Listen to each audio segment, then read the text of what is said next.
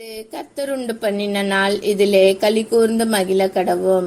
பரிசுத்த ஆவி உங்களிடத்தில் வரும்போது நீங்கள் பலனடைந்து எருசலேமிலும் யூதேயா முழுவதிலும் சமாரியாவிலும் பூமியின் கடைசி பரியந்தமும் எனக்கு சாட்சிகளாயிருப்பீர்கள் என்றார்.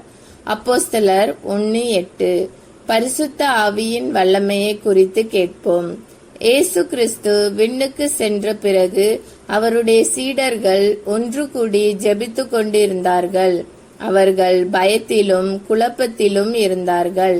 பெந்தெகோஸ்தே நாளில் திடீரென பலமான காற்று வீசும் சத்தம் வந்தது.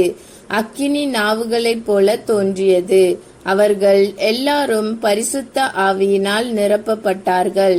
முன்பு பயந்திருந்த சீடர்கள் தைரியமாக மாறினர். பேதுரு எழுந்து இயேசுவை பற்றி மக்களிடம் அறிவித்தார். அந்த நாளில் சுமார் 3000 பேர் கர்த்தரை நம்பினர்.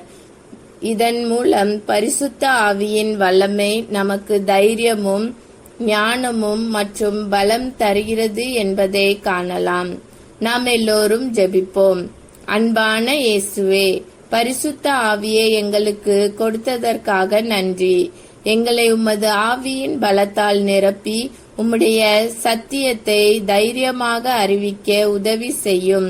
இயேசுவின் நாமத்தில் ஜெபிக்கிறேன். ஆமேன். இந்த நாள் இனிய நாளாக அமைய வாழ்த்துக்கள்.